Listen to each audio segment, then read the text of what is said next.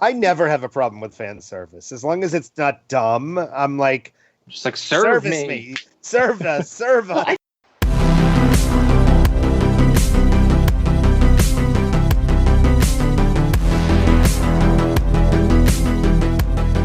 Welcome back to BOK for our Season 3 Stranger Things discussion of the Netflix show that blends 80s coming of age and horror to a certain extent. My name is Adam, also known as drownedsnow on the podcast of Ice and Fire Forums, and I'm joined by Sarah. Hi, it's Sarah, also known as Lady Weaver on the forums. And David. Hi, it's David HHH on the forums. Hannah. All the way from the Upside Down, it's Shaowbaby coming at you live. And Jock. Hello, Jock. Hello, Jock. You on the forums?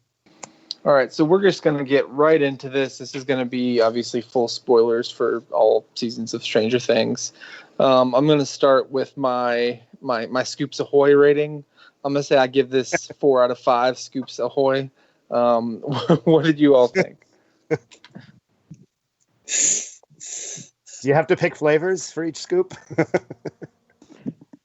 That just makes it more complicated. Assume they're all your favorite flavor. I'd give it 4.5 banana splits out of 5. I really liked this season.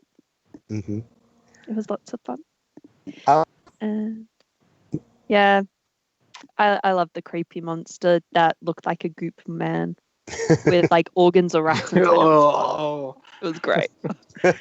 Yeah, the monster was probably like the least interesting part about this season to me, honestly. Not that it was like the worst, but like I love the CD of it and how it was just like bloop bloop bloop, and it reminded me of the Pokemon thingy. How they had like the goopy or purple Pokemon. Yeah, right, it reminded me of that the whole time, as well as in like My Little Pony. There's like the movie where they have the goop monster as well. Yeah. All right, My Little Pony cast. There we go.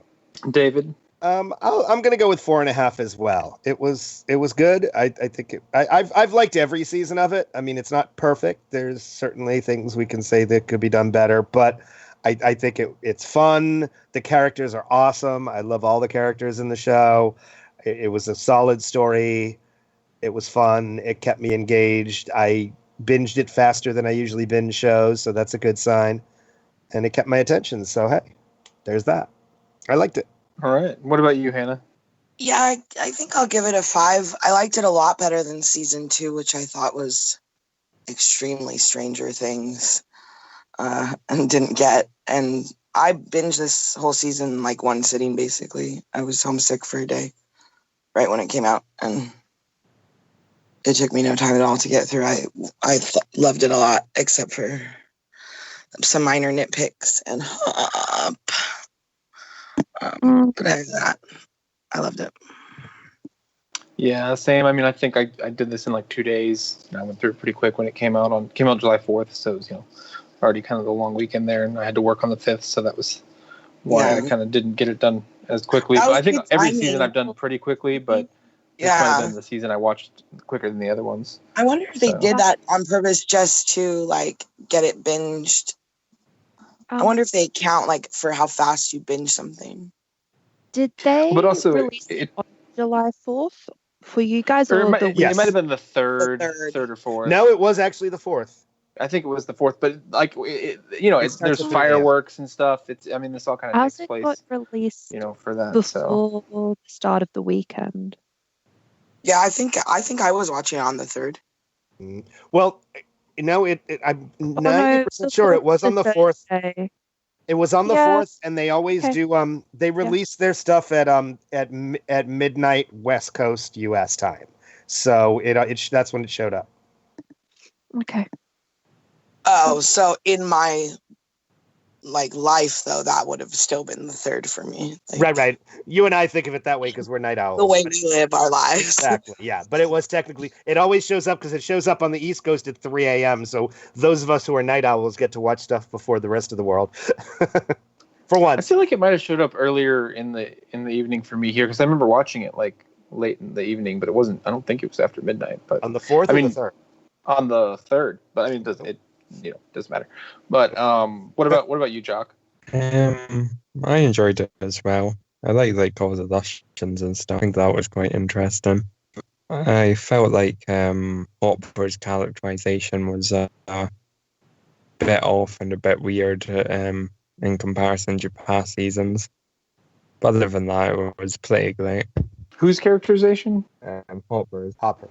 Oh yeah. I mean, I still liked it. I still liked it, but there were some changes there, and there was season opens up with like awkward 11 just wants to make out all the time, and yeah.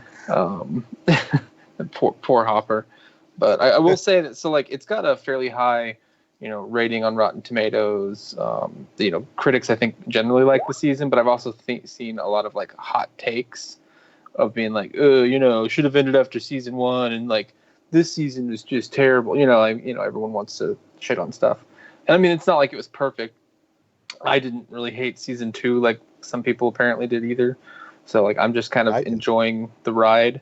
And I thought that the strongest part of this season was pretty much everything to do with Starcourt Mall and I mean the whole Russians with their crazy elevators way over the top. That was weird. And people were like, this is, suspending my disbelief. This is crazy. It's too much. I'm like, yeah, but I mean I kind of want this show to be crazy too much. I don't know. That's what I'm here for. No, but honestly, the Russian story arc and the Starcourt Mall story arc were my two favorites, and I think the kids Sans Dustin story arc was weaker. Personally, was less engaging. Yeah. And I think, as an Australian, with it being the Russians, I'm just like, why is it the Russians? And I'm like, I know it's Cold War, but I'm also just like, and you're all referring to them as the Russians, and I'm just like, this is so American, so American, and very 80s. But well, it is in the 80s. He would have said Soviets. In America. Yeah. Well, they said the 80s America. Russians. We would have called them Soviets. They say 80s. Russians too. You know what I mean? Somewhat.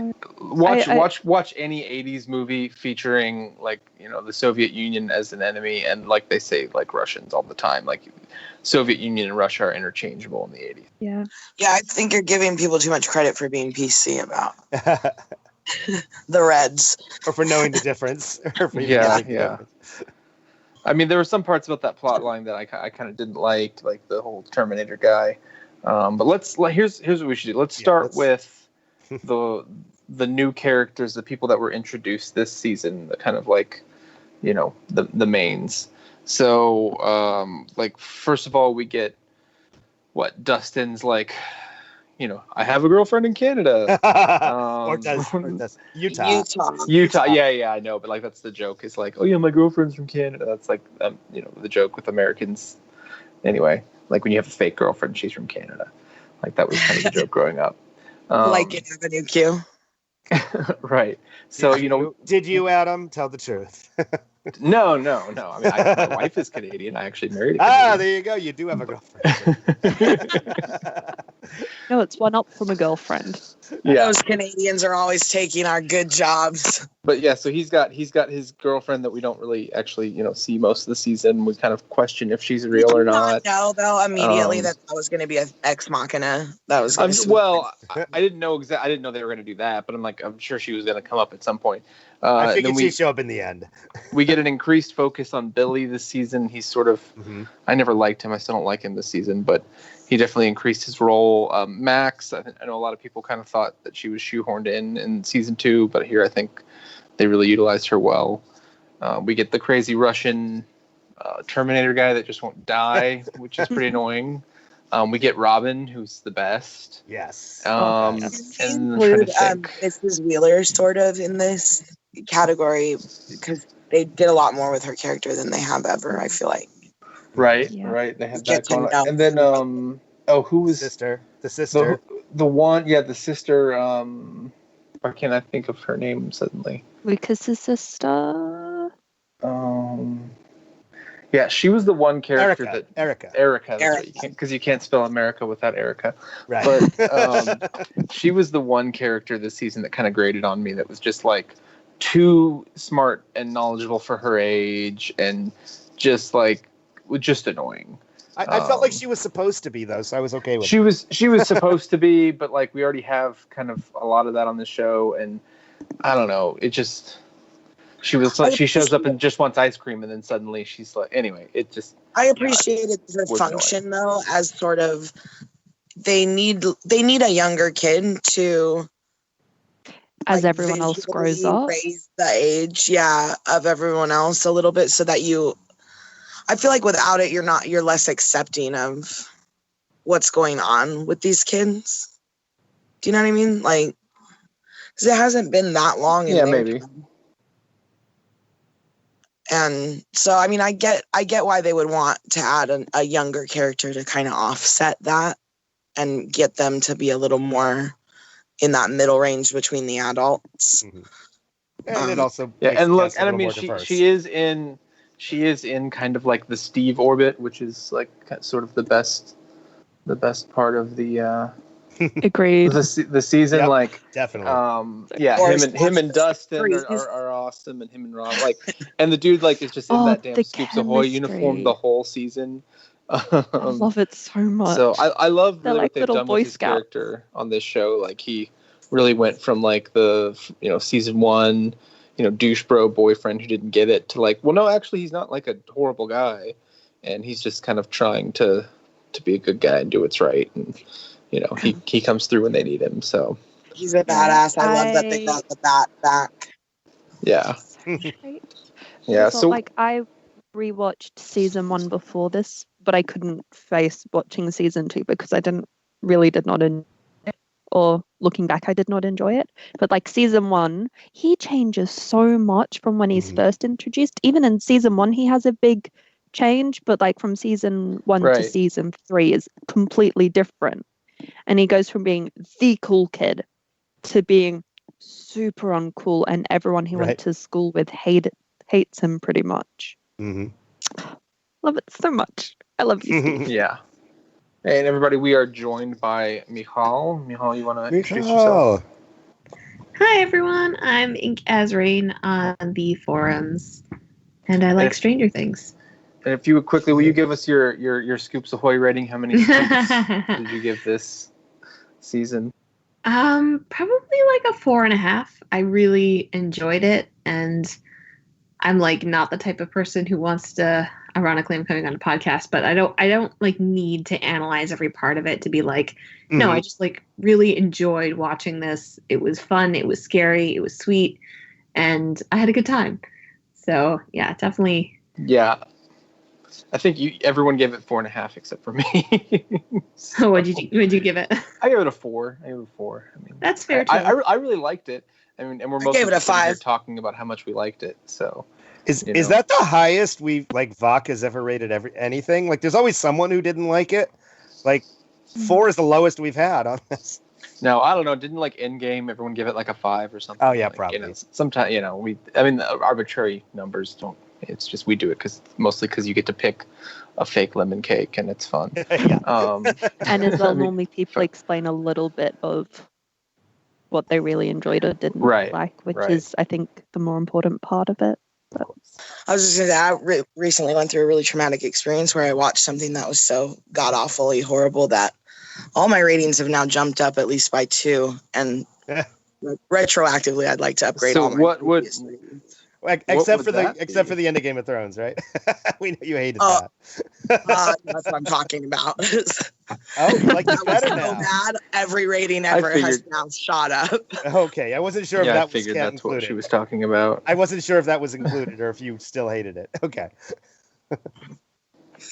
But anyway, so let's start with. I just want to kind of break down kind of the different plot lines we had run through this, and I want to start with the Billy, like, monster body snatchers plot line, which includes like the newspaper sexism and trying to track down the oozing people eating fertilizer and shit. It's just very weird. It's very weird. Yeah, the mind flayer in a different form, we'll say. which, like I said, I think this was probably the weakest part of the season, which was still okay, but like, I don't know, maybe because I just don't like Billy, and it starts off with him like trying to seduce everyone's mom, so I did not like the stuff with him and Mike's mom. That was not. I was not into that. They started me off just being like, screw this guy. In the beginning, like they're coming on to him. Yeah. No. Oh, it's equal opportunity. I was just like, this is gross, and I agree. Yeah, agreed. It's gross on every level. They're way too old for him. He's way too young for them. I do like he's the legal. They add to Mrs. Wheeler though through it. Like I like that they expanded her a little bit more. Mm-hmm. Like now I want to know what's up with their dad. He just seems like the literal coolest guy ever, and I want him to be like my dad. I don't know. I gotta say, I thought it's all just kind of sad. I thought all the stuff with Billy was fun. I liked it. I liked it a lot, and I love that they were just so unapologetic about here he comes, his shirt's off, because after he was like the breakout star of a season with the whole like everyone was memeing hot Billy and all that, and it was like they know it. Oh God, yeah, everyone was talking about who's the new hot guy? Oh my God, he's so hot. All I heard about Billy was that he was annoying. Well, he was, but he was hot, so it was okay, and that's what everyone was saying. He didn't have that much like going for him. Like right. There were things about him that I liked for sure in terms of like, I mean, not liked, but enjoyed it, like his driving scene with Max, and it's just like, oh, this dude is so fucked up. But I didn't like. I just didn't like. I had nothing to like grab onto, personality wise. It was like, oh yeah, his dad beats him. Like that's too bad. But like he's also almost murdered like 4 11-year-olds. So like I don't know. But it was. I think one of my one of my things with the Billy thing is like I actually liked it a lot. But the resolution made me very sad for all the other people who were flayed because like Billy gets this emotional resolution and like none of them had a chance. Right. And that's kind of sad.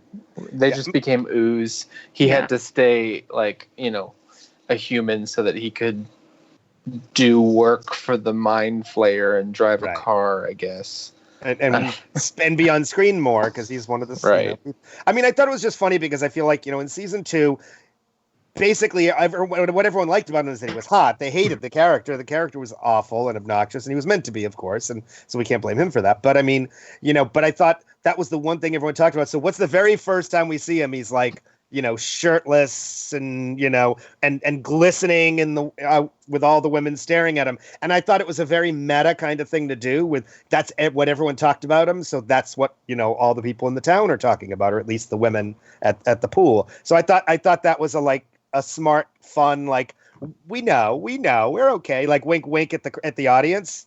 And then, we got to see the character a little bit. He started off, his typical ass, but then I liked that we got to see his little history and, why he's an ass, and it worked, I thought. It made me actually like the character by the end.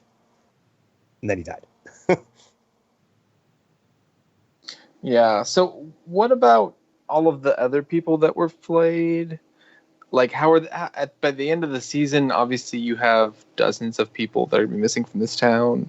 Right. Like, what's the fallout from that? Like in past seasons, like some people die, obviously, but I think they covered that up with the mall. They say like 30 some people died in the mall fire. Yeah. So I think they're all like,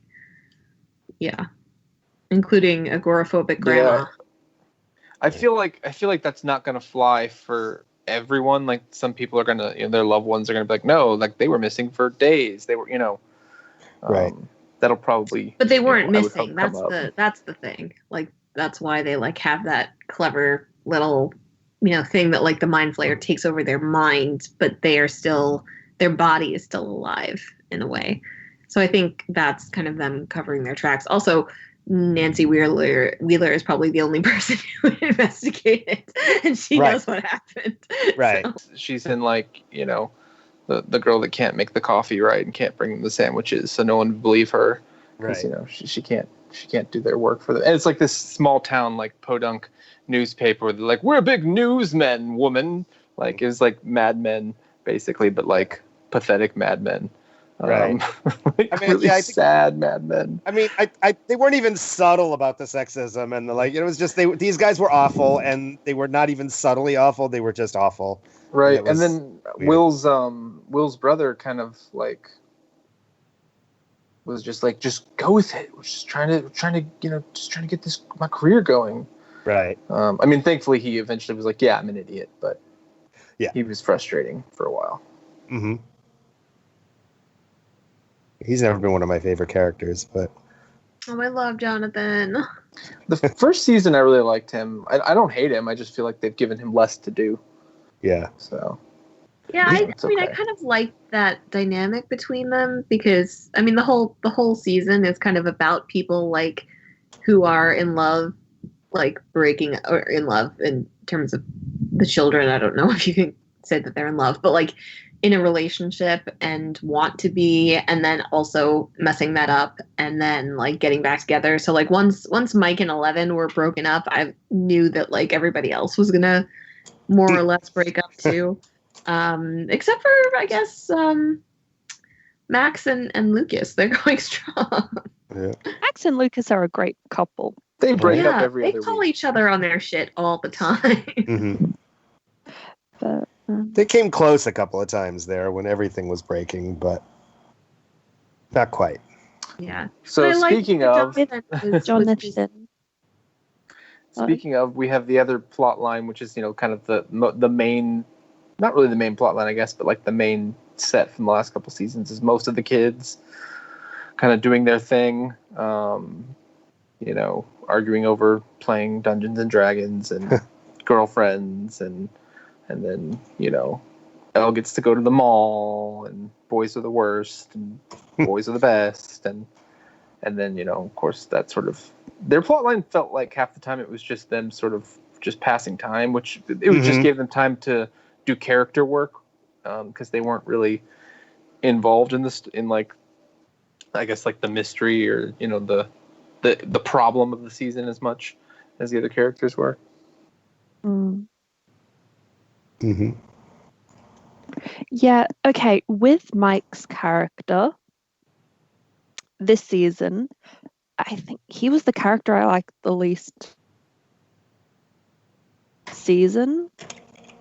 And I think it started out with how he treated Hopper and how it was like when Hopper was trying to have the conversation with Mike and Elle about, hey, can we all try to be respectful about stuff? And Mike was just being a little shit and acting like a 12-year-old trying to impress someone when he's already been dating her for at least 6 months. He's and 15 known her and horny. I mean, no, he's not even 15. They're 13. They're like going into high school. Oh, are they? Yeah, because like all the actors they are should like have had a longer late teens, gap, right? though. They're like 15 now. But so they're real young. Well, the actors are 15 now, but like when they were filming, they were probably like 14. 14 to 15 because Lucas is 17 now. Yeah, and so is Max. Yeah, but with Mike, I honestly feel like he probably would have respected Hopper more because he has been through so much with Hopper and sort of thing. And I just like how he acted was not great. And I feel like for most of this season, he didn't really, in my mind, have very much redeeming him from like being a little shit. It's not like he was a little shit and then we get to see him overcome it and like understand what was happening. And it wasn't like that. It was just like, yeah, you're just going to be disrespectful and then nothing will be made of that arc. I kind of blame the parents here a little too, because like clearly by the time we see this, it's been like full blown for a while, and him kind of not really wanting to have this conversation. Like he's not used to parenting teenagers, and his mom's not really doesn't know any idea what's going on. Elle's just a very different situation. So like they could have had this sort of conversation a lot sooner and kind of dealt with it. But I think he just thought maybe it would, work itself out if he just told him to leave the door open. And obviously that wasn't enough. Like, just leave the door open. Like, they'll get it. They'll get what's going on. I'm uncomfortable. Like, no, they don't get it. Did you realize that Eleven doesn't know what sex is? Did you what? Later on with her conversation with Max, she doesn't know what sex is, like, because later on with her conversation with Max, they started talking about it, and she's just like, okay then. Well, I guess that makes sense. Just like, I don't get why you keep telling us to leave the door open. Nothing's going to happen. We're just right. Like, we're just pressing our lips together. Like, what? Right. And it would make sense because, I mean, where would Elle have learned about sex from? Maybe, I mean, Max eventually, but I mean, you know, she doesn't have a lot of other friends, and it's not. Yeah. No internet, no dirty magazines. It's not like Hopper's going to be telling her about it. Come on. There's no way he was going to have that conversation with her. No, it would be Joyce's job. Joyce seems very sex positive. Exactly. I love that look on her face at the beginning when she sees and she knows that speaking out. I think that's the important thing to remember here is like we're all kind of, you know, it's 2019 and we're looking at this as like, well, it's sex positive and people are, you know, there's education and there's the internet and kids find about this stuff no matter what. And like, you know, 20, 30 years ago, there are people that could realistically just be shielded from this kind of knowledge for a fairly long amount of time and then just be completely unprepared for it. Yeah, I mean, because remember, a lot of times sex ed didn't really become as much a thing in the schools, at least in details. At least in a lot of places, at least, until, you know, AIDS really hit bad, and that kind of forced it in some places. But even that was still late 80s, right? Early 90s. So we talk about how like they do like abstinence-only education and how terrible that is, you know, and all that. But at the same time, if they even did that, I don't even think like they for a long there time, it was just avoidance. Like we're just like we're not going to talk about it. Like they'll talk about when you're married. Well, I'll explain it, you know, before you get married on your wedding day. Right. Like that's not. What year is this supposed to be in again? This is 85. Yeah, so I mean, 86. It's Back to the Future. Back to the Future. Right. So AIDS was like just kind of becoming a thing, like that people knew about around then. It's so also Indiana. Right, exactly, and that's what I say is, and that even then, like, I mean, I remember in 89, 90, we were fighting for condoms in schools in Boston and New York. Never mind, you know, like Indiana. So yeah. Plus, Elle is not integrated into anything, right? Like, they make a minor point of it that like she's not supposed to be out and about still. She's not I would have thought that she was at least in school and then out and about. Maybe it's not going out to crowded places in case something does happen, so it's safer for everyone. In case there are Russians in your town. No, I don't think so. But more like use her powers. Powers. No, I don't think she was even going to school because then, you know, it doesn't appear she was. Yeah. Were they worried about summer holidays though? Were they worried about her being recognized or anything? Or I mean, because at this point, like the government, like knows, right? That I'm trying to remember. Well, they don't know that he has her. They still don't know. Didn't they think she died or something? I mean, I thought, yeah, didn't she supposedly die and then Hopper hid her away? Isn't that why they were out in the woods initially? And yeah. That was season 2, but that was season 2. By the end of season 3, they must have known, right? The nice scientist who I'm not sure is actually nice. Right. Alex. Who's working. Dr. Owens. Not Alexi. Alexi is nice. Oh, but sorry. The American scientist. You said scientist and I said Alexi. But Dr. Owens, who's working for the American government as a scientist. Because he must know, right? Like, surely. Couldn't he make a deal with Hopper about stuff? I thought the whole thing was we're hiding you away. We're gonna pretend you're dead, and hopefully the government will be okay with it. I'm not sure. I didn't watch that season. You didn't rewatch the season, you mean? Yes, I didn't rewatch that season. I did watch it initially. Don't worry, people who are listening. I knew someone would be listening and say, "Wait, what?" No, I just tell them go back and listen to the Stranger Things season 2 thingy, and then you'll hear all of my opinions about it. Don't worry, I've seen it. So wait, just to go back to the whole like Hopper and Mike thing, I have to say, like, I'm very much putting the blame more on Hopper than I am on Mike because Mike is a 13-year-old boy and this is exactly how Hopper would have acted if he were in this situation, Right. which I think plays into the fact that he's like, I'm an old man who has to tell my adopted daughter to how to, whatever, to protect her from boys like me. Yeah, exactly. And Hopper also enormously overreacts in the end with like threatening, like that's totally inappropriate, and I don't think we're supposed to think that that's a good thing. Right. I love Hopper, I really do, but I think part of the point is that he has extremely good intentions and very bad methods as a parent, and like that's kind of just the way it is. And but I think that's him in everything. Yeah. Like, he likes Joyce, and he's like he's totally awful at it. He's still a kid, and he's as much a kid. He has a as mindset that is very natural for the time. I mean, it's like it's still a mindset you see today sometimes, but like it's extremely common for someone that would have grown up when he did, the way he views all this stuff. So I mean, I get it.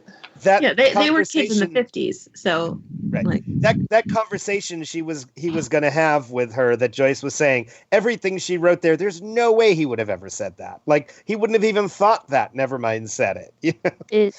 Except we get that letter, so right, which is nice. Yeah. I think it's just it's a journey for him to like get to a conversation like that you wouldn't have time to realistically get there. So what he does is what you would expect, and it works, but it just serves to kind of like, wedge, the kids apart and then lead them off on their own little adventures of lying to each other and everyone being hurt. And then they all lead up to the mall anyway. Yeah. So, I mean, what else was there really of significance in this story with the kids? I mean, they all end up meeting at Starcourt after, all the problems, and then everything's fine, and they all make up. When there's the conversation about Mike controlling Elle's powers / wanting to put limits on them, that happens. This whole thing, I'm in two minds, because I think Mike concerned for 11, being worried for his friend and girlfriend, and knowing that her use of powers causes her at minimum to have nosebleeds, which, hey man, that's not good. Like, that's a sign of distress in your body, let alone if she keeps using it and forces it to happen. We don't know what could potentially happen to her. But also, yes, Nancy and Max do have a point that Elle's her own person and should be allowed to set her own boundaries. But I do think Mike and 11 could have had a conversation and been like, hey, look, I'm really worried about you, and I understand this is really important to you, but also, like, don't hurt yourself trying to do this. Make sure you are okay as well. I felt the show was more on Mike's side here, because he ends up being right. Well, because their argument, like Max's argument, like she can do whatever she wants, and then like she just keeps doing more and more and more, and like you see what happens. It's, like, wasn't safe, wasn't the right thing to do. I mean, she has a point, like just at the basis of the argument, but like the actual way it plays out doesn't seem to be on her side. Right. Like, I mean, I think you feel for Max at first, because, I mean, first of all, we love Max, and second of all, she's right about all this. Like, hey, you can be yourself, and hey, let's show you some real clothes, and bringing her out into the world, and you love all that. And then maybe she wasn't so right about that, and also blaming Mike for a lot of that was really kind of shitty, although admittedly they didn't know what was going on. So I think Mike is right for the wrong reasons somewhat. Right, exactly. I think that's the issue, is that like they don't know her powers well enough. Like she should be somewhere where she can be monitored and studied, and not like a lab rat, but not like a lab rat, but like, what I mean, like someone that can, take care of her, keep up on her progress. Maybe there's medication she needs. Maybe there's, maybe there are things that she would need to help her, or to help her body adjust, to the, the stress these powers are causing. And so no one is really, doing that, because they're so worried about just kind of keeping her away from the public eye. So, know. And let's also remember that a lot of this. Oh, sorry. Go, Hannah. Well, I was just going to say, it raises an interesting question for me, like when I was watching it, because she has her girlfriend, who's normally the one you should listen to, or like you feel like you can. but her girlfriend's kind of wanting her to push her boundary, let's find out where the line is, or let's use this for arguably maybe an ill-gotten gain or a personal gain, rather than let's protect this power because we know something's out there and we may need it. Like, let's not drain her battery. Let's not find out where the line is until we need to. And so there's kind of that duality, I think. And, it'd be neat to see that theme developed maybe in season 4 a little bit. Like, I feel like that's kind of the question going back to season 1, like what they're doing to her in that, bunker or whatever. And is it for good? Is it for evil? Like, what is it, the point and stuff? Like, Max is right. With her approach, especially considering how sheltered Elle has been. Try new clothes. Maybe you can be mad at your boyfriend. Like she's figure right, out who kind you of are. pushing those limits and like helping to push her out of her comfort zone to figure out who she is. But I think when it comes to like the her powers and what she can and can't do, I don't think she knows her limits. I don't think like anyone really knows her limits. So. It's weird. Everyone's behavior makes sense to me in terms of kids. Like, I get why Mike's being a jerk, and I get why Max wants Elle to be like, no, you're seize your power, lady, and like do what you can do. And like, of course we're gonna spy on the boys, like obviously. And I get why Hopper is acting the way he is, and I get why Jonathan's acting the way he is. And like, to me, it's very like it's nice that. I think one of the things I liked about the first season so much is that like people have generally good intentions, and like and they're good people. They want basically good things to happen, and then like things just go wrong because of miscommunication and whatever. And to me, this season, and everything. Yeah, so this season was a lot of that to me. But like nobody. Like even when Joyce like stands up Hopper, she's not at all like she doesn't. She just got distracted by something more important. Exactly, and like he's too much of a jerk about it, but you understand why that would be painful. You understand why he was hurt. Yeah, absolutely. I think that's the character work in this season was maybe some of the best they've done. Aside, like season 1 was still pretty good. So, like, nothing ever felt too unnatural as far as what the characters were doing, which is great. And, I mean, I hate the trope of, like, this person does something, there's a misunderstanding, and they don't talk, so that causes tension, and that causes, the narrative to move forward. I usually hate that, but I felt like the way they did it in this season actually worked really well. It didn't take me out of it. I wasn't bothered by it like I am in a lot of other media. So... And it also, I think, makes that, the argument between Elle and Mike more, I mean, as much as we want to say we shouldn't take, they know that he didn't look bad. I mean, a lot of the things they were mad at him about weren't his fault. I mean, it was directly Hopper's doing. So, the girls are all mad, but they didn't, Mike didn't do anything wrong. He was scared. And, a guy says, stay away or I'm not going to let you see her anymore. What do you do? So, I mean, I think, they're trying to make us. You're trying to make us like, all the tension between the characters. You can see both sides of it because you like all these characters, and I thought that was good. And like you said, they all had good intentions, even if they did it in awful ways. I mean, Hopper was probably a little over the top in a lot of ways, or a lot over the top, but but we'll probably talk about him more. So, well, speaking of Hopper, we'll come back to the kids when they all kind of like rejoin for the final episode there. But what did you think about Hopper's little side journey through like espionage and weird 80s t-shirts, breaking mares' noses, stealing cars, shirts? It was wonderful. What to me the most interesting thing The most interesting thing about Hopper this season is the sheriff of a small town who has a significant amount of power and resources at his disposal just keeps like, man, like, I'm going to steal this car. I'm going to like, just like, I'm just doing this stuff like off the grid. Doesn't call anyone, doesn't like let anyone know like, hey, I'm not going to be in today. Or, hey, could you maybe, help me out? Or, I understand he's trying to do some things incognito, but like Stealing some of it I was just like, holy someone's crap. But like, why not? No, because the guy's just like, what sheriff's department do I need to call? And he doesn't say anything. And I'm just like, you He's could like, have just "Fuck been you, like, this that's one. who." Fine. Like, Everything about him is so just bad. over the top. Over the top. Mind you, he's not drinking much this season. I think it might be the fact he's a recovering alcoholic. He's just like, can't keep it. I just want to drink. And like, I'm not drinking. Well, so I think that's it. Well, except for the what's vodka. that line that like Rocket has about Thor in Endgame? It's like, you look like melted ice cream. And I was like, that is Hopper in this season. He's just like melted ice cream, just like seeking a form, basically.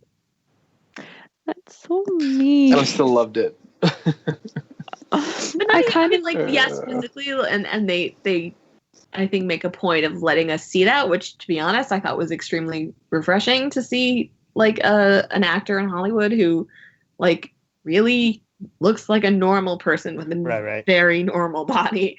And because there are people on the show who very much don't have that. But Hopper, I mean, he's like, I do think he is kind of, they're all a little bit seeking the next adventure, which I think is why Joyce is like, the magnets, you know? And like, ordinarily, I don't think he's addicted to it now. Well, I think she's terrified of the next adventure. That's true. She's been through so much crazy shit, though. Like, I can't. And she's right. She can't get therapy, you know? Right. Yeah. What did you think of? Did you ship this relationship? I mean, we saw Sean Astin come back in a few flashbacks and like hallucinations or whatever. So it's like she clearly wasn't letting go, and he was just like, "Can we all move on? Like, I'm into you." Right. Yeah. I feel like he was trying very hard, and she's obviously just not ready, which leads to them moving. But it said that it had only been 6 months, and watching someone you love die in front of 6 months doesn't seem like a very long time to get over it. Like, I understand, Hopper, you've liked her for ages. However, she needs time to heal, rest and recuperate. Like, don't push her. Like, it's understandable. I think he's been out in that shack for a while and dealing with the kids making out, and he's like, "It's time. It's been long enough." But then he brings her back to the point of what death. About me? So, she goes right back to where he died, and well, I mean, kind of brings it all back up. Isn't Hopper really just all id? I mean, he's just all id there, and he's just all emotion on his sleeve, but trying not to be, and yet it's out there. It's I mean, he's extreme and over the top, and you just sort of, that's what he is, and that's kind of why we love him, I guess. But he makes so many bad decisions everywhere that it's like, how did this guy become the sheriff? Yeah, he has such bad judgment. I also think like they ship it, like right. There's nothing, I think, like deep down that either Joyce or Hopper object to in starting this relationship. Like, they're just too close emotionally, and they've been through so much together. But like, yeah, the fact is that like practical stuff gets in the way, and that's, I think, part of the point of the end, that like, sometimes you can wait a little too long, and yeah.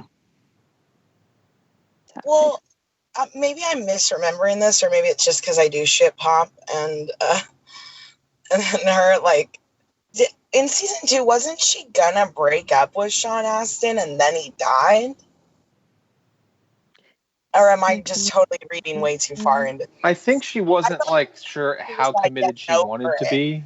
Yeah, and like realizing her feelings for Hop, and then he died, so then that kind of put the kibosh on it. But I think a big part of it too was whether she wanted to bring Bob into her world fully, which happened, and then he died. Right. So there's guilt that's there. the conflict. A lot of guilt. Yeah. I mean, in a lot of ways, it's her fault he died, and not she should be blamed for it, but she probably does blame herself. No, probably. She absolutely blames herself. So there's going to be guilt there, and in that situation where otherwise he wouldn't have been. Yeah. And on a lighter note, we get the return of Brett Gelman as Murray in this storyline. Delightful. Which is still just amazing. And I completely forgot about our Russian friend. Right? Speaking of which, R.I.P. That whole storyline was just so bizarre and unnecessary, but kind of fun anyways. I think it's because it was so much fun to watch. I was just like, I don't care. Exactly. Unbelievable. This is just great TV. Playing Just the carnival games. Suspension of disbelief. Who cares? I mean, that's kind of how I feel about the show in general. Like, so much of it's just ridiculous. And it's just like, you know what? Who cares? Like, yeah, there's an entire Russian base under a mall and no one knows about it. No one saw them setting up hundreds and hundreds of people and all that. It's ludicrous. It's ludicrous, right? And it's like miles long. Right. But, you know, who cares? It's Stranger Things. It's fun. Like, that was... And we also have alien monsters from another dimension. That's weird, too. So, you know, whatever. If I can believe that, I guess... It's like watching an old James Bond movie or watching, you know, a lot of these old 80s movies where stuff happened that you're like, that's crazy, but like we just accepted it in these movies back then because these were they were more fanciful and like you didn't expect everything to line up, you know, with films back then the way they, you know, even like movies like, you know, in this movie that, you know, we reference Back to the Future, like there are obvious issues logically with Back to the Future, but like it doesn't matter. I think that's kind of the point. Yeah, definitely. I concur. I heard someone say Murray is like Cupid or a marriage counselor because he set up Nancy and Jonathan, and he really also set up. Right. Yeah. Probably. I was just like, guys, get with it. Is it probably my favorite? I could have done without the Murray being like, haha, you guys haven't had sex yet. You guys should just have sex. Like they're adults. They know. You know? I thought that was fine. Well, but the thing is, they were making out Joyce at least to be like she wasn't getting it. Like, you know, when she misses the date and he's all upset, she doesn't even realize like she missed the date and why he's upset. Or I don't know if she's playing it like because she doesn't want to admit it or what. But I felt like she was a little too oblivious to how intense his feelings are. I mean, like, I think she legitimately just forgot, like, she forgot it so hard that, like, she didn't even, like, think of the consequences or how he might feel about it. She was just so distracted. She never even apologized. It's not like he told her and she wasn't like, oh, yeah, I'm so that's sorry. True. Right. That's true. That was the thing. She was so, like, either oblivious or uncaring about it that it bothered me. Like, she kind of bothered me in that whole part of the storyline. Like, I get that you're obsessed with the magnets and all this stuff, but he can help you with this, you know? I mean... I also had the thought, did she go there to avoid Hopper, like, subconsciously? Being like, I'm busy today. I'm busy. I'm not going. I'm doing something else now. But also, like, if that's the case, at least call and be like, hey, something's come up. I'm not going to be there. So he's not waiting around for ages. Like, just be nice, man. And I will say that I think that this plot, like more than the other ones, really balanced the like serious and comedy elements really well. I mean, the whole season I think did a fair amount of like worrying you and building tension, and then throwing in laughs and like, you know, in an appropriate way. But this plot especially, I think, like, you know, 1 minute you were like, oh my gosh, Russians and everything's crazy, and the next minute he's like, why are you calling the CIA from my phone? I have to find a new house now. You know, like the guy, the Russian tries to drive off, then he's like, just wait, and then he doesn't drive off, and then he does. It's just like all this kind of like zany stuff that you don't think works on paper. I don't think a lot of this stuff works, but on the show it did. Yeah, well, I mean, I think that's the thing about this show is that we love these characters and they're so well drawn, and, you know, they could do almost anything and I'd be like cool with it. To say for how they made these characters and explored them, that we are willing to go through pretty much anything with them because the characters are so wonderful and great, which is really great to see because a lot of things aren't based on character development anymore. It tends to be more on action that's the main draw card. So I love character-driven plots and storylines. So yeah, it's wonderful. Yeah, agreed. All right. Do we have any final thoughts on Hopper and the whole Alexi's fucking waxy side adorable. plot? Yeah, he is. So adorable. I did like the whole carnival, the whole being at a carnival thing. Again, it was silly and ludicrous, but it fit totally. It totally fit. and Being it in was a fun. carnival was amazing, and then like it was even more amazing when, like, the Terminator dude just like comes Yep. by, and it was like that Dave Chappelle skit where it's like the mad real world where like the dude just comes by, knifes him, and walks off. You know? Yeah. You're like, how did I get knifed? You're like, Oh, it they was horrifying and absolutely sad. And they cast funny. that guy because So- of his like visual resemblance to Arnold Schwarzenegger, right? I mean, like, Probably. Yeah. He has like the same freaking jawline and everything. yeah. So I mean, it's calling back to so much, you know, 80s, different types of movies. Like I said, a lot of it shouldn't work, but it does. So let's move on to the kind of the final grouping here, and like my favorite, I think, The best group. arguably the most important is the Star Court Mall food court storyline. I know, right? Which should have been so stupid, but it wasn't. Right, but it's so like the good. mall is the symbol of 80s America commercialism. Like everyone went to the mall, Mhm. and dude is out of high school, nowhere to go, but he's kind of a nice guy, and he's just scooping ice cream, trying to figure it out. No luck with the ladies anymore because he's wearing that stupid sailor uniform. I know that was It awesome. got rid of his best asset, the hair. Then the kids keep coming by, and then we're introduced to Robin, who's like probably my favorite of the new characters this season, who is played by Maya Hawke. She's actually Uma Thurman and Ethan Hawke's daughter. I didn't know that. Oh, really? I didn't. Yeah. So she's Oh, delightful, no way. giving him constant shit. I mean, like, how many kids do you know? Like, what are all these I know, children right? doing coming to the mall? No wonder Um, she's such a good actress coming from them. Yeah. So then all of this leads to, of course, Dustin and, through Erica, finding the elevator and finding the Russian hideout and, torture dungeon and yada, yada, yada. And the That's final all. showdown at the mall. I mean, I felt like all the Russian stuff underground was a little too much for me. I thought it was like, this is just too much. But I like the characters, so I'll go with them. How is it Yeah. too much? It's the perfect amount of much. It was when he like captured a Russian like communique, and I'm like, holy crap, he captured something from fucking Russia. I'm like, this is too much. And it turned Like out it was his- underground. It His was under the freaking mall. his antenna can capture stuff from like it's shortwave radio, whatever. But I'm Why like, wouldn't this is a little crazy. And then it turns out like no, this is actually something local, and that kind of made it work for me. I mean the elevator that goes down like 20 stories like is just like an engineering feat in and of itself. Doesn't make any sense, but I'm cool with it. They've got their crazy weird juice to power their machine. They're trying to open the gate, which someone else has to be doing it other than the plant people, because they realize that that's not a good idea. So now you've got a foreign entity who, of course, thinks they can weaponize it or something, right?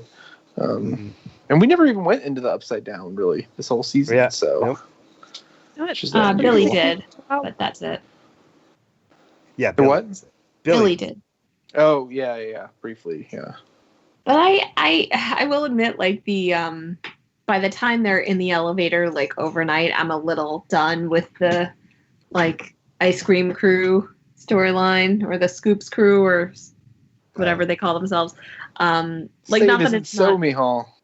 Well, it's not that Yeah, it's they- not charming. It just goes on a little long for me because they kind of stretch it out so that the climax of that like is in a later episode. Right. Because Right. they spend a long time getting out of there, and then a long Yeah, that time is like just true. with Robin and Yeah. and And To be I- fair, I- that's a very that's a very long tunnel, you know. Right.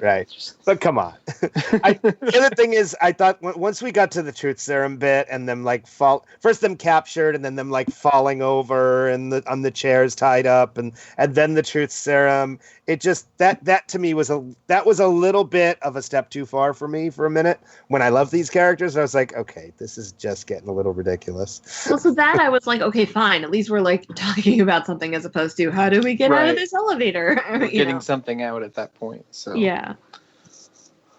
And then we get the reveal that Steve is finally like, yeah, I should obviously just be into Robin because she's super cool, and she's like, sorry, bro. Just like, don't hate me, but like I'm not into dudes. And he's like, well, cool, then we can still be best friends. Right. Like, so that was that. First of all, did anyone see that coming or not? I didn't. Kind of, no, I did not. I think like that's why they drug all that other stuff out so much, is that they felt they needed to build up to that. But I don't think that you need to build up to having a lesbian character. It's a normal thing. Mm-hmm. I mean, well, not in the 80s though. Well, yeah, I think what they wanted. It's still normal to be gay in the 80s, maybe not as acceptable. But well, right. The thing is, it's not the audience learning that she's gay; it's Steve learning that she's gay. So I think that's. I think they wanted it to mean more to Steve because they wanted Steve to have this like journey where he's like, I'm into her.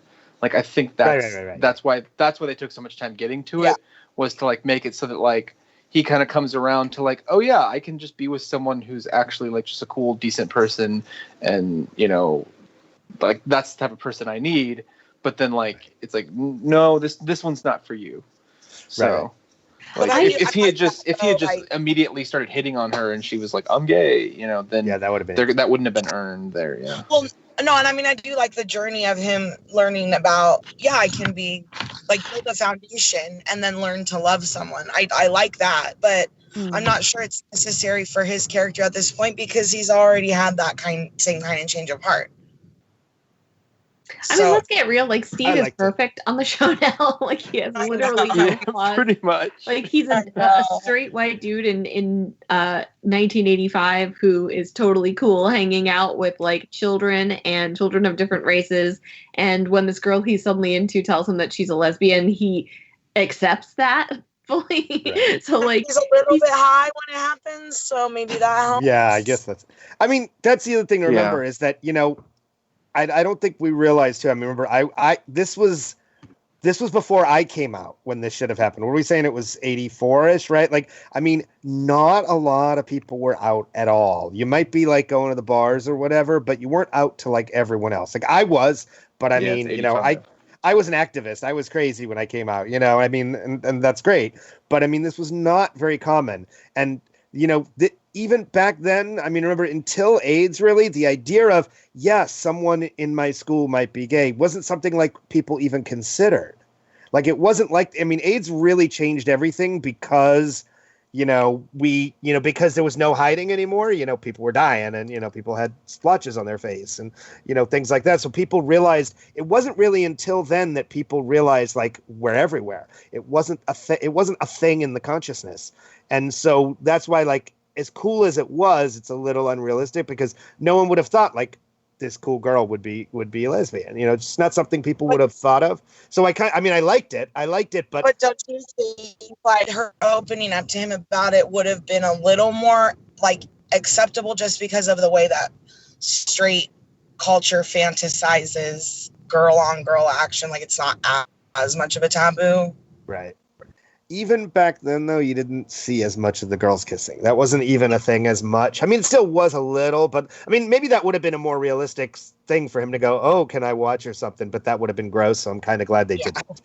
No, I'm glad they didn't, but it probably would have been more realistic. I mean, it makes him cool, and we liked their story, so it all was fine. But I mean, it still is a big deal for someone to be out in those days, and good for her. It just makes her an even better character.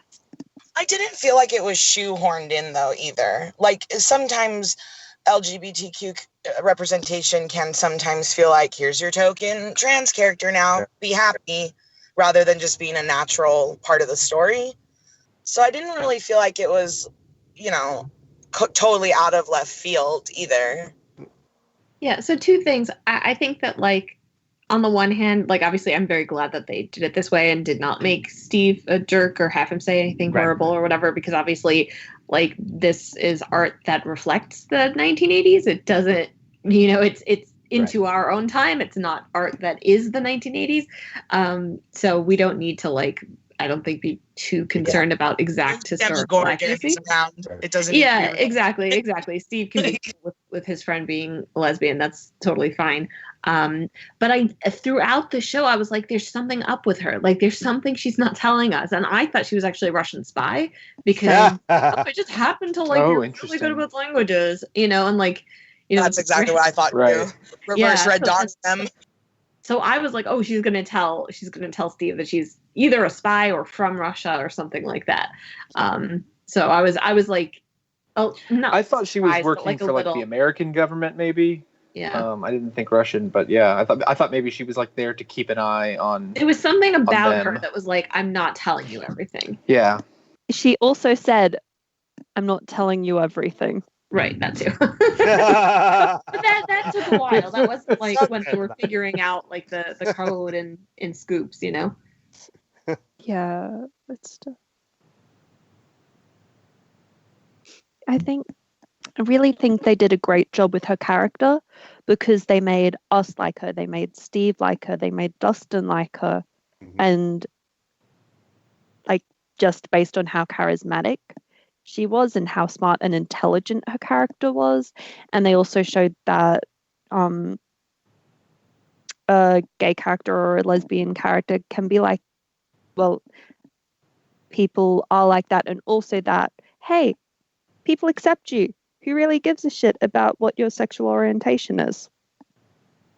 And we'll all still be friends. Yes, it is the 80s, but also not everyone is a piece of shit.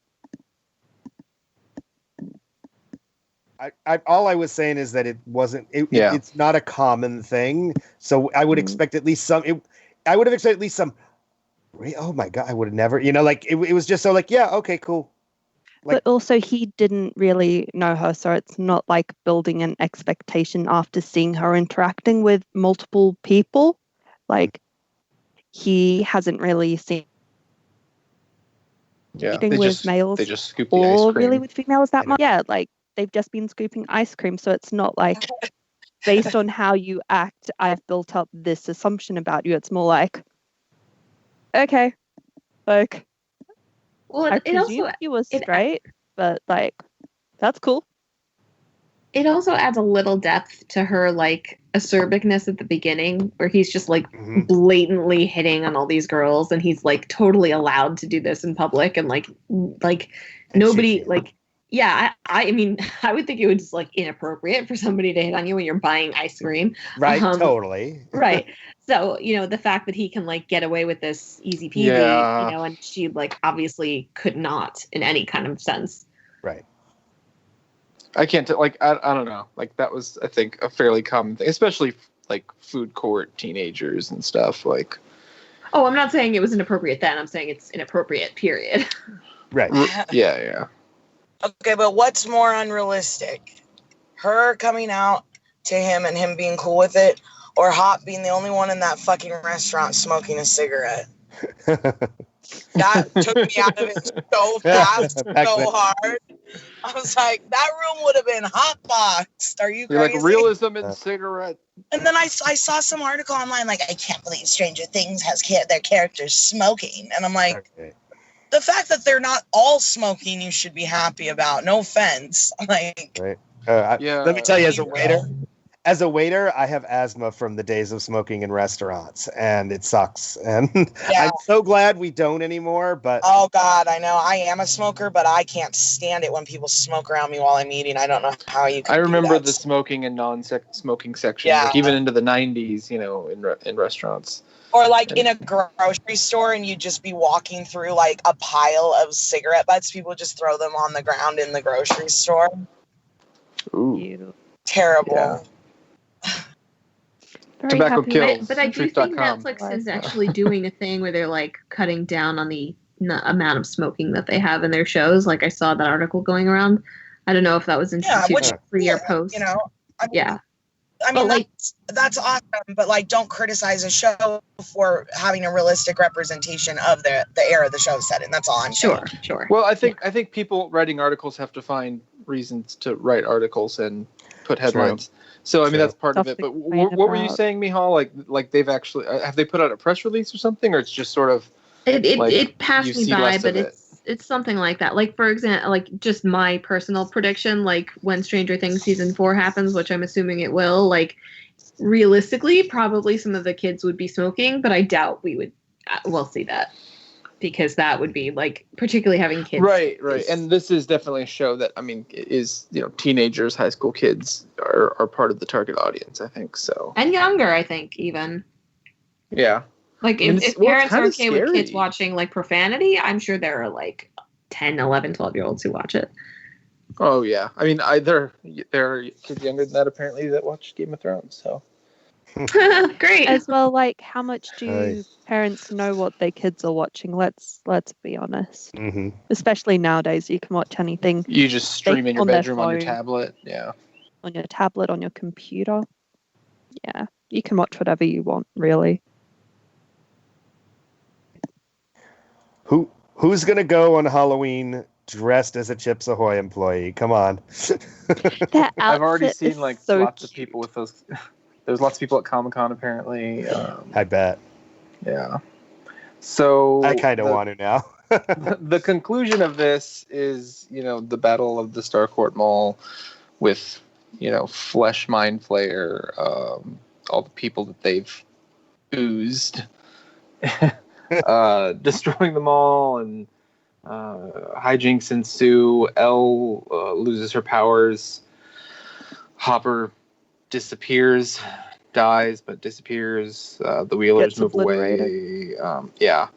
Elle loses her powers. That, like I saw it mentioned, it's like very conveniently, like she can't reach out and try to find Hopper. So like, is he still around? Is he not? Who's in that thing I prison thought was at the end? One thing I thought was interesting about Elle was they spent the whole episode trying to find ways to make her powers not basically be a Deus Ex Machina. Because, I mean, she should be, she would be. So they keep making, it didn't work this time, or, whatever. They kept, the whole season was about her powers not actually working to save the day for once, which was kind of cool. Oh, see, I actually thought the opposite. I kind of thought it was like, she was at the max of her powers, and those were incredibly extreme and enough to save everybody kind of over and over and over again. And that was kind of the point, that like she was pushing herself to that limit, and that like the only reason like she couldn't destroy the Demigorgon, or not Demigorgon, the Mind Flayer thing, was because, well, it was in more than one piece, but it was also like it's made of the same stuff that basically made her. So I think that's me like fan wanking it, but I think like it has something to do with that. And like at the end, I kind of thought that was why like she loses her powers, that it's not that she, that it's not that there was a limit before, it's that there's a limit now. Mm-hmm.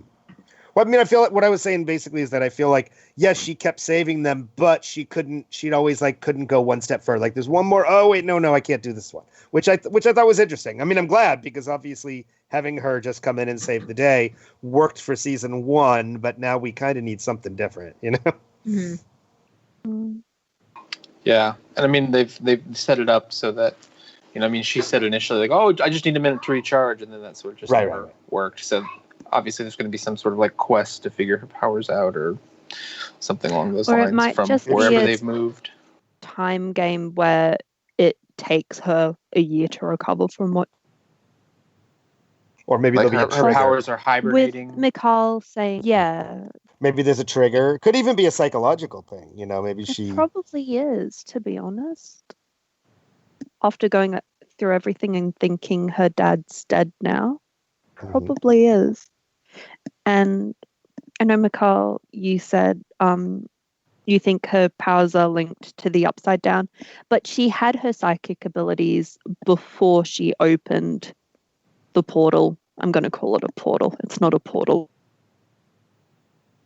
Or she opened the doorway, so it shouldn't be that. Well, maybe the experiments linked her to it, and that's why she was able to open it. Maybe. I don't know. Who knows? Yeah, I mean, it's up to interpretation, obviously, but I see her as created to mediate the Upside Down, in at least a certain way, because that's a big part of what they put her through, right? Like putting her in that sensory deprivation tank and all that stuff. But I just have to say again that Alexi was so cute, and I'm sad that he died. I know, right? I love all knew the he was dead the second I saw him, but Right. He beat the system, guys. He beat the system. By dying? No, he he got won out the of prize. it alive and didn't get tortured. Well, not alive, but tortured, which is what I was expecting. Because could you imagine if he went to the American government, he'd probably be tortured for information, as well as if he went back to the Russian government, he'd probably be tortured and murdered. So he just got shanked. Not great. Well, it depends. I mean, but... he seemed pretty willing to give information. So, the American government, as long as he didn't fall into the wrong faction. But if he went to the actual military or something, and was just here's everything I know, he'd probably be treated pretty well. Considering, because we had a number of defectors at the time. But for sure, going back to the Russians, I don't think was an option. No, it would not have been. So speaking of Hopper, I have a question. He was so cute. So when he's at the end, she's stretching to push the 2 keys and all that while he's out there, almost getting his head bashed into the thing, and he takes out the crazy guy, and now he's out. Is it me, or wasn't he just 20 feet away? And she has to push it. She turns the key, and I'm like, couldn't you just wait for him to walk up and around the corner and come back?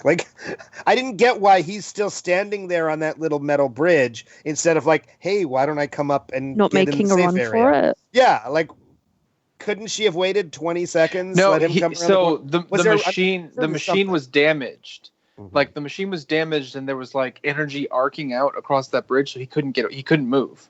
He was stuck. If he tried to go forward, he would have probably gotten zapped and killed. So that was why. Well, he was going to get killed anyway, so it would be worth the risk, right? Well, but right. I mean, I guess he could have tried it, but that's why he was just signaling her, just don't wait for me. I'm stuck. I can't get to you.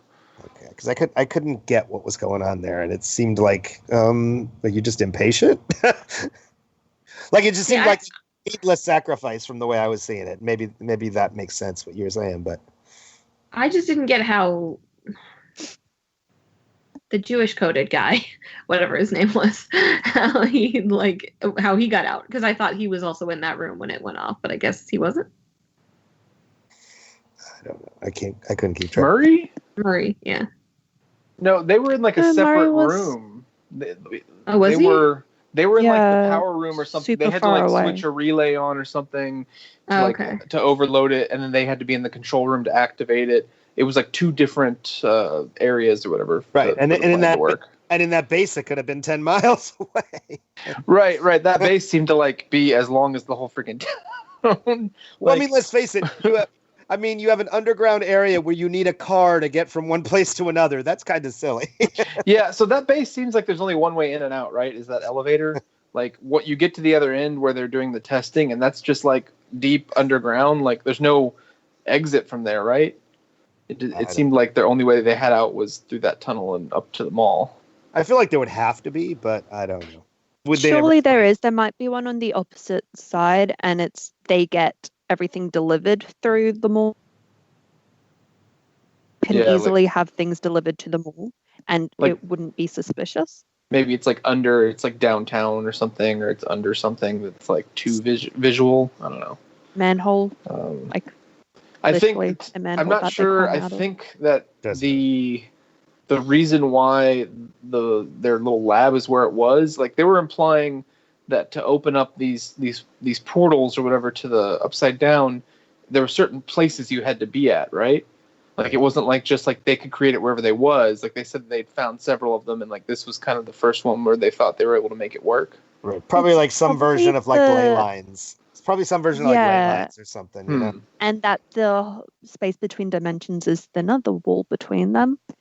Such a classic trope. But And as well, if Hey. 11's already opened it there, it's easy. Yeah. Yes, and so, Hannah? I gotta go. I gotta go into work, but I just had a couple final thoughts. First of all, bring back Hop. Obviously. Why? Help me, dear God. I'm really upset. If he is actually dead, then they should have No. Han Solo'd him and had him be like, "I love you," and then she could have been like, "I know," I know. or something. I just think that was not a fitting end. So he needs to come back. I can't imagine he would. I just want to say I love Susie. I hope we see more of her in season 4. Turn around. Oh, yeah. Oh, the girlfriend. Okay. Dope. Love Oh, that. yeah. And can you please put let's go to the mall today on this when you edit it. And that's all I have to say. Goodness. Wait, sing a little more Never-Ending Story before you go. Turn around, look at what you see. I don't know all the words. And we've got our Goodness. bumper. Oh, goodness. Yeah, so You're welcome. We need something for a bumper. I think Hopper has made his way into the Upside Down and then somehow made it out into Russia is possibly the implication with that final scene there. Oh, I didn't I catch that. I suppose have to watch that he again. Anyway, I love you guys. would Thanks for know. having me. Thanks, Adam, and I'll see you later. Bye, Yep, thanks, Hannah. Love you. Love you. So I think it's unclear. Some people have theorized that like there's another American scientist that they're talking about, the American prisoner who's like trapped in Russia. But they showed us Russia initially in the beginning when, they intercepted the Russia signal, and you see that there's a big, facility, these Russians have over in Russia to kind of throw you off the fact that this is all happening in Hawkins. And then I assume that's the same facility we see at the end. It's it's a little hard to tell. So I mean, obviously they were doing some kind of experimentation there. So I would think that like hopefully maybe he went through one portal and not the other. I mean, who's to say for sure? But I feel like that's a little too obvious because they made it too obvious, so that's why it probably won't be. But here's the question: first of all, does anyone think that Hopper's actually dead and not coming back? Anyone? I hope I he's think he coming could be. back. I don't know. I mean, I guess if the actor's like I'm done, then As well, they might have killed him off because he was starting a movie career with Hellboy, and then that tanked. Which flopped. So Yeah. they might have shot an extra scene to add in at the end I think yeah, Hellboy as well. did. I think it's possible that But they that he's will dead? keep him dead. Do you really think they're doing it though? I don't.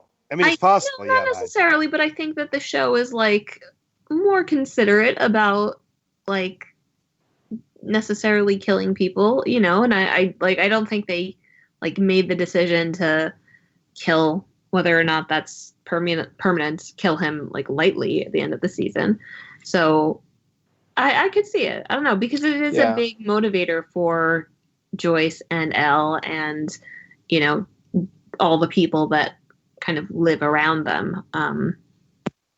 although they can also bring him back, and the motivation's still there. Right. So part of me Sure. feels like they haven't decided. Like they could easily say that like, yep, he's gone, or if the actor wants to move on or doesn't want to. David Harbour is in in Black Widow now, so he's also busy with another. He's in Black Widow. Interesting. He's in Black I didn't Widow, know that. He's So- playing He's Is playing he a like- character named Alexi something, I was Which- like, Ah, Russian that's character, fine. yeah. Jeanette was not okay with. Because Rachel Weisz is in that. Rachel Weisz, Florence Pugh. When is obviously- that taking place? Is it like in the Exactly. gap, or is it like before Avengers? Clear. They haven't told us Yeah. yet. I think it's meant to be a prequel. I've heard that it's going to be set before. It is a prequel, but like that, it's not Yeah. clear what Or that Endgame. means. Where is exactly. Because I Yeah. heard mention that, sorry, this is all like MCU stuff. I heard mention that like Hawkeye, like there's a good chance he wouldn't be in it, which wouldn't make any sense if it was like before Avengers. It could be But- before they met, possibly, or he's off doing his own stuff. Right. Plus, he As has well. he has a miniseries coming out too. So Yeah, On Disney. they've got big plans. Just announced a lot of that at Comic-Con. Yeah. and then That could be a teased whole other podcast stuff. of itself, So, honestly. All the yeah, stuff yeah, that they it know. really could be. It Speaking was a of- good weekend. I'm going to bring this back in since we're talking about comics. There's one rule in the comics that's also true of a lot of science fiction and genre stuff, and which is we didn't see the body. We didn't They're even coming see. back. We didn't even see him die.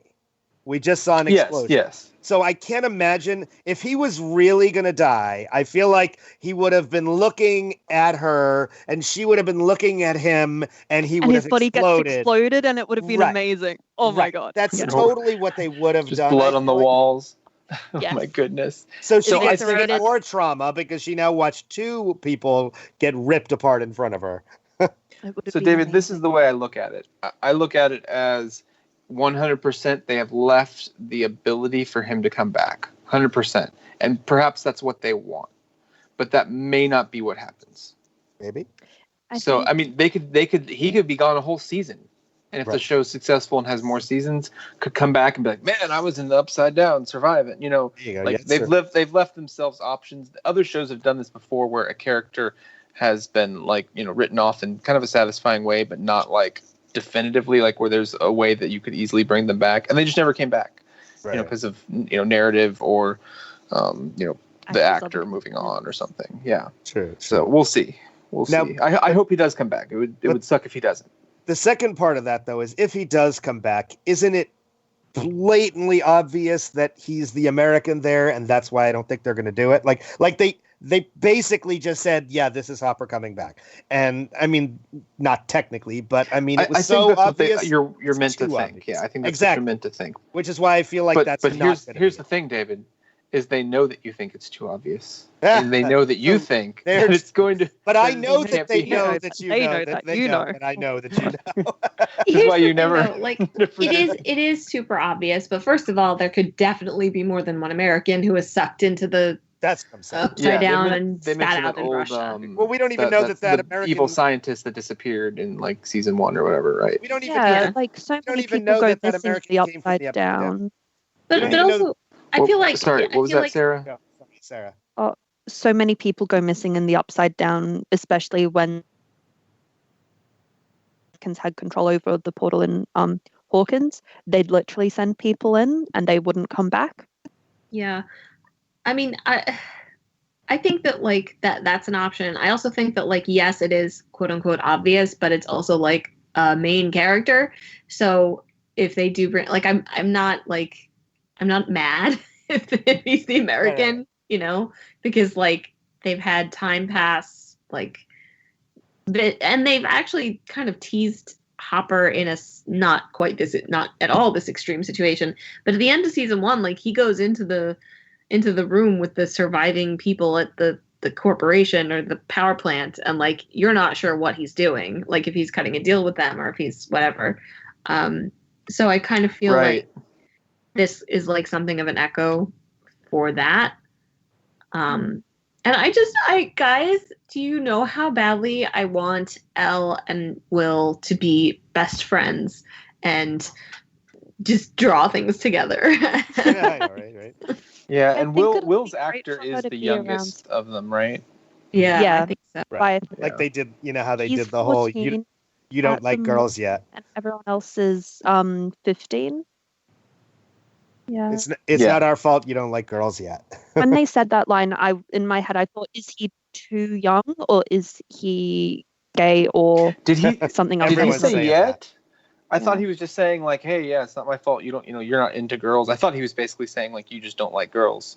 I didn't think he said In my yet. head, I thought yet, because quite possibly he is younger. He looks younger. He might not be at this stage to like. And even Other older people, people yeah. sometimes don't get interested till later, Yeah. Yeah, but then he moves away, and I didn't think they would move away, honestly. Yeah. And like Elle's going with them, so obviously that's I not going to think last. Well, I think if that Hopper had- Elle's if being Hopper hadn't raised died- by Joyce, so Right. Say If that again, Sarah. Sorry. I think it's really good that Eleven's going to be raised by Joyce, because Joyce is a very good mom, and I think it's good that she'll have a friend Yeah. with Will and like surrogate brothers with Will and Jonathan.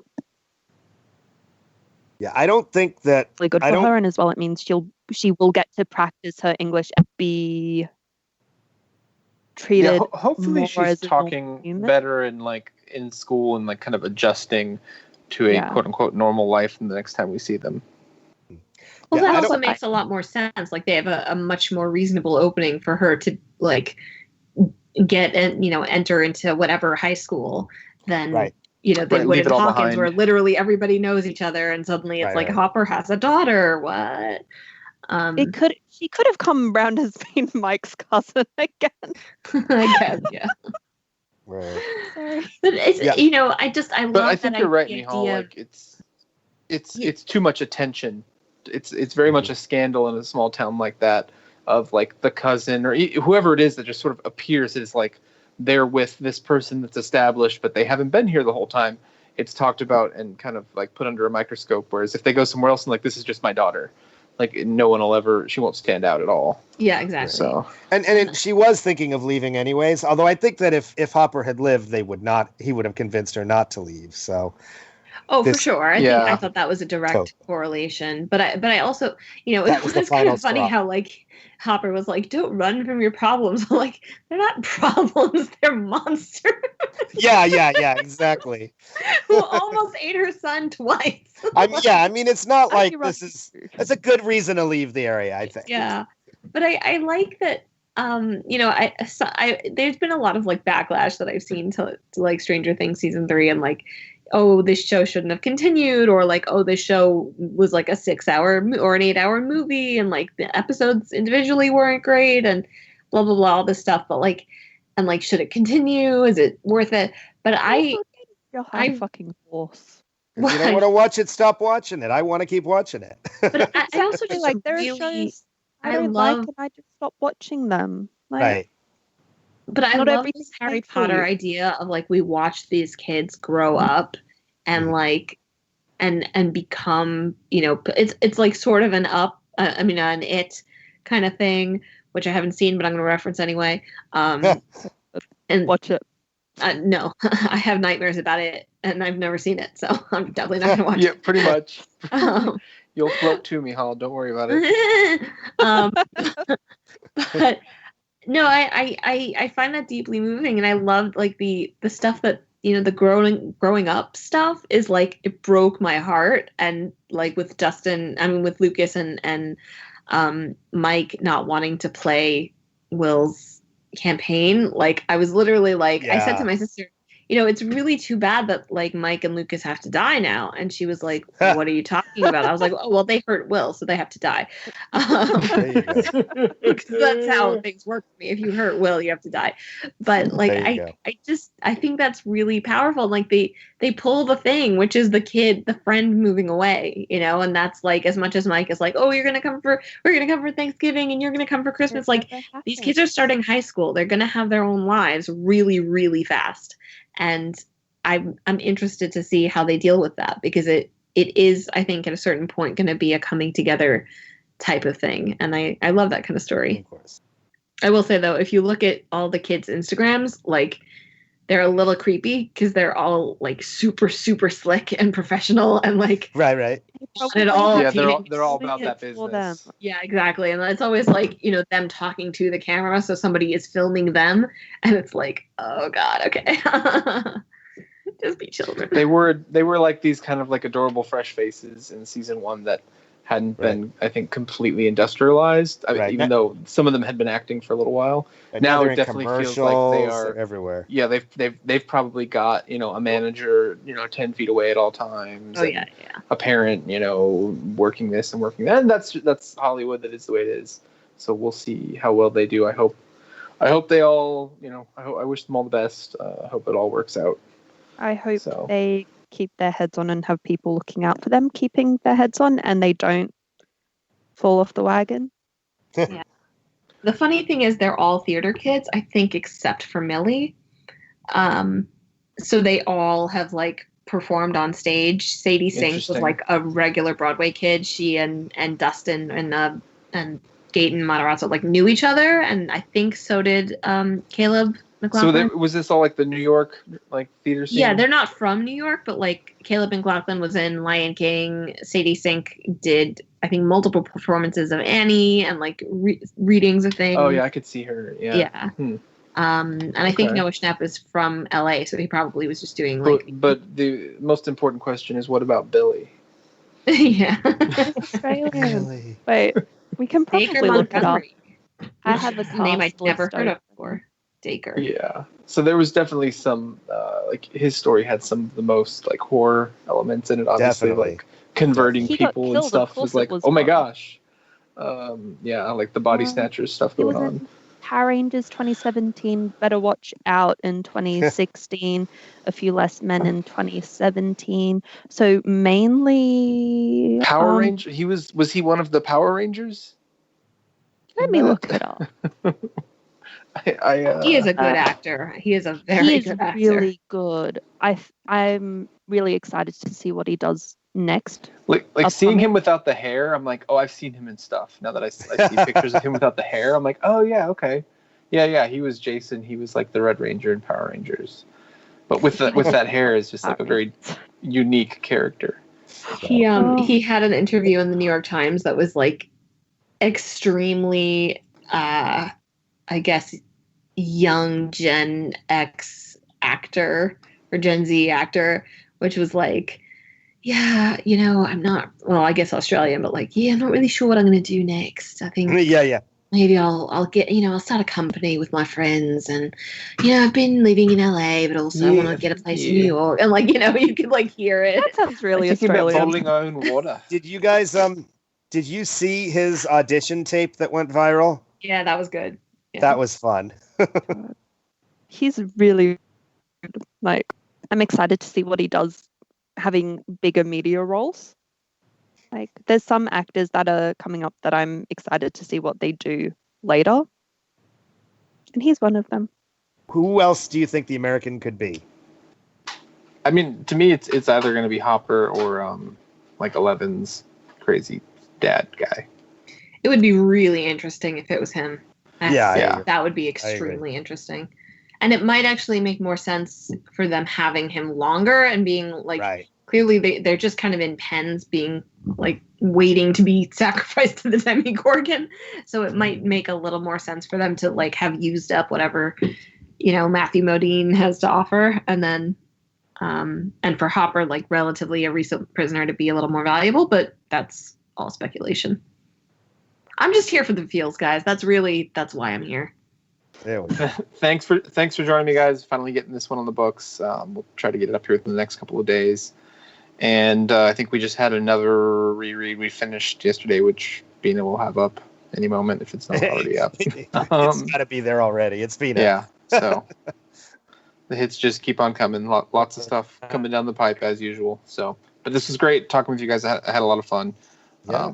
Mostly just talking about how much we enjoyed this show. And this is one of those shows, and I think with the Netflix model, it's easy to forget, like, these things drop and they're so fun, and then it's like you binge it in like a couple of days, maybe talk about it, and then you kind of completely forget about it a month later, until the next season is out. So yeah, I actually didn't I forgot to watch the second season. I was ready to, and then forgotten for like months. And then I watched it, was like, and I actually loved the second season, which a lot of you didn't, I know. And I was like, why did I wait so long? I love these characters. So when the third one came out, I'm like, that day I started watching. Yeah, because 2 days later, they're like, here's the next season. There's always something dropping somewhere on streaming. Yeah, exactly. So it gets buried. Like, I'll have them suggest something. I'm like, ooh, yeah. And it's like prime on my like the front part of my Netflix, and I'm like, yeah, okay, I'm gonna watch it this weekend. And then I go back to watch it, and then like there's something else up there that just dropped, and you're like, whoa, like this hasn't. It's been like 2 days since the other thing. Like, slow down. I just figured out I have something like 60 seasons of shows I want to watch that I haven't watched. Yes, you gotta make the hard decisions. I just start giving up on stuff. So anyway, thanks guys. Thanks, Adam. Thanks, Adam. Thanks, everyone. Having us. Yes, thank you, everyone. It's lovely. Yep. Bye. We have a good night or good morning, Sarah. I think we're I know, right? Afternoon. Whatever it is. Jock must be middle of the night, so good night, Jock. Night, Jock. One night.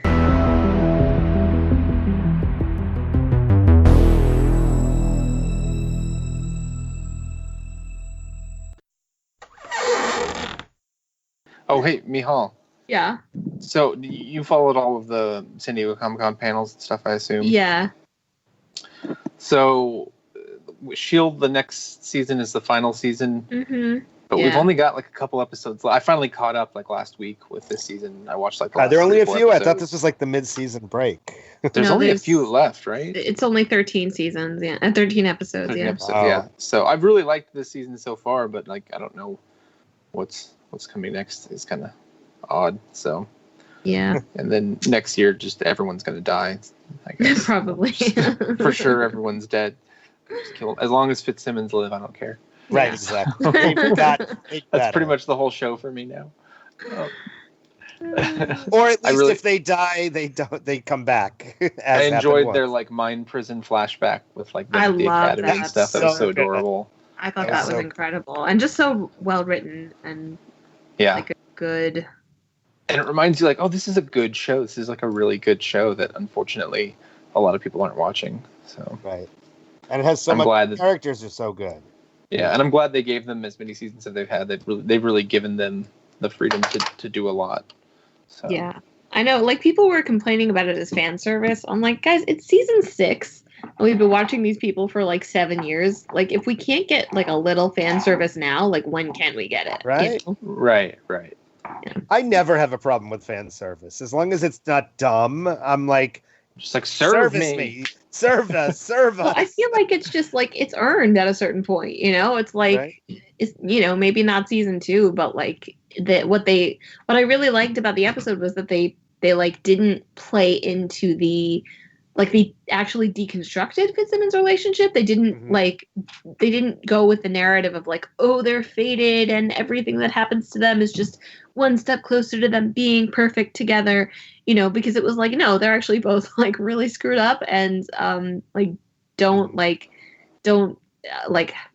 make their relationship out to be some kind of perfect thing when they're both super flawed people and have a lot to deal with. And like, I like that it didn't feel inevitable to me at the end of the episode. Like, obviously I knew it was, but like, I felt like they could have been like, you know what, this can't work anymore equally, like within the conceit of the episode. And like, it would have made sense to me. So, right. For more thoughts on that, go to Level 7 Access.